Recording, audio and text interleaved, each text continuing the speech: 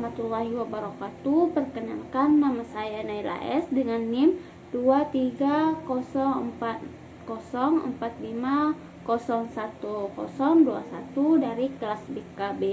Pada kesempatan kali ini saya akan memaparkan rencana pelaksanaan layanan atau RPL dengan pendekatan kognitif yang saya beri judul perubahan pola pikir dan perilaku pribadi. Pada komponen layanan yang saya gunakan yaitu layanan responsif. Ini saya pilih karena layanan ini diberikan untuk membantu siswa yang sedang mengalami masalah yang perlu penanganan segera.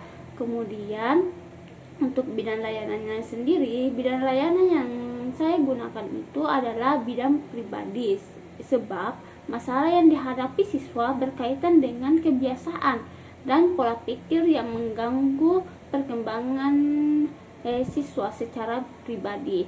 Kemudian latar belakang kasus ini berawal dari seorang siswa berinisial AK yang menunjukkan perilaku bermasalah berupa kebiasaan bolos sekolah dan merokok.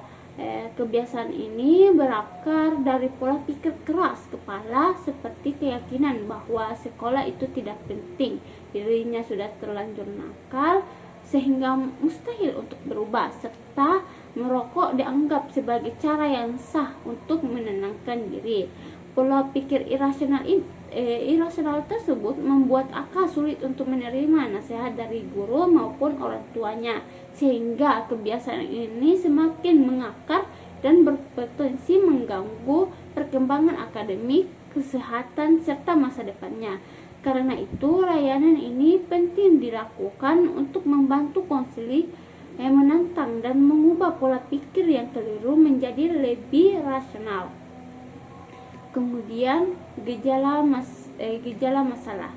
Gejala masalah dapat dilihat dari berbagai aspek.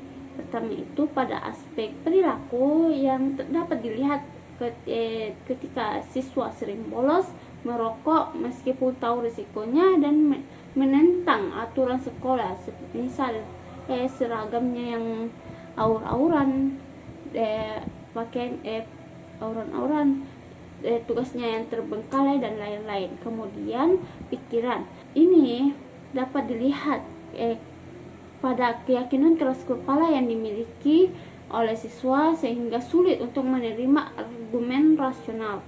Kemudian perasaan, di mana siswa ini mudah marah ketika ditegur dan merasa pesimis terhadap perubahan. Kemudian karena menganggap dirinya mungkin tidak akan pernah berubah. Kemudian 4 itu sosial.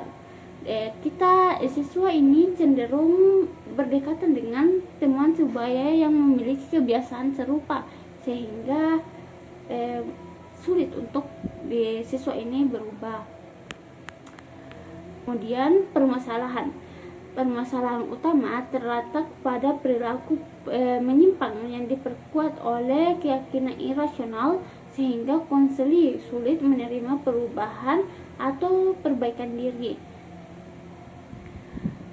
Fungsi layanan ini berfungsi sebagai fungsi pengentasan, yaitu membantu konseli mengatasi kebiasaan buruk berupa bolos dan merokok yang didasari pikiran irasional serta menentang keyakinan tersebut agar konseli mampu berpikir lebih rasional dan meninggalkan perilaku negatifnya. Kemudian tujuan umum dari layanan ini yaitu membantu konseli mengubah pola pikir irasional yang melandasi perilaku bolos dan merokok sehingga mampu berpikir lebih rasional, bersikap positif terhadap sekolah dan meninggalkan kebiasaan buruknya. Untuk tujuan khususnya antara lain, pertama, konseli mampu mengenali pikiran irasional yang mempengaruhi perilakunya. Kemudian kedua, konseli mampu mengganti pikiran irasional menjadi pikiran rasional yang adaptif. Kemudian tiga, konseli mampu termotivasi memperbaiki perilaku dan mematuhi aturan sekolah. Untuk topik layanan ini adalah perubahan pola pikir dan perilaku pribadi. Sasaran layanan yaitu siswa AK sebagai individu yang mengalami permasalahan berupa bolos sekolah, merokok, dan tidak mematuhi aturan sekolah. Kemudian pendekatan dan teknik. Pendekatan yang digunakan adalah Cognitive Behavioral Modification atau CBM dengan teknik disputing kognitif, yaitu membantu konseling mengenali dan menantang pikiran-pikiran irasional agar mampu berpikir lebih realistis.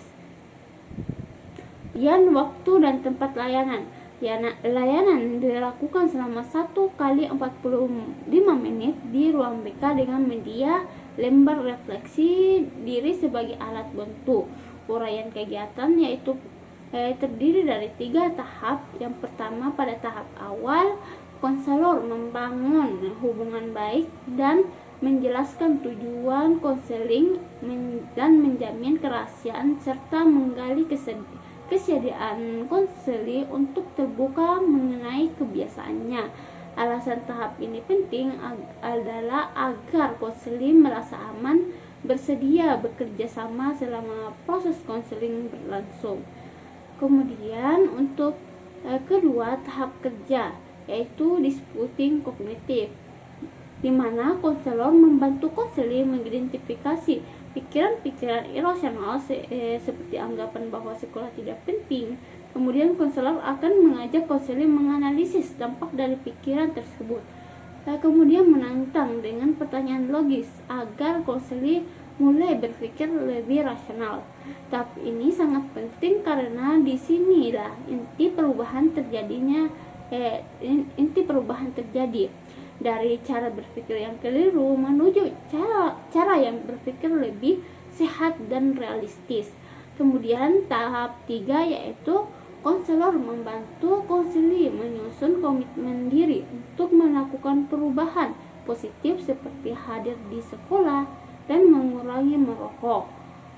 Konselor juga memberikan penguatan dan harapan agar konseli konsisten dalam menerapkan perubahan tersebut.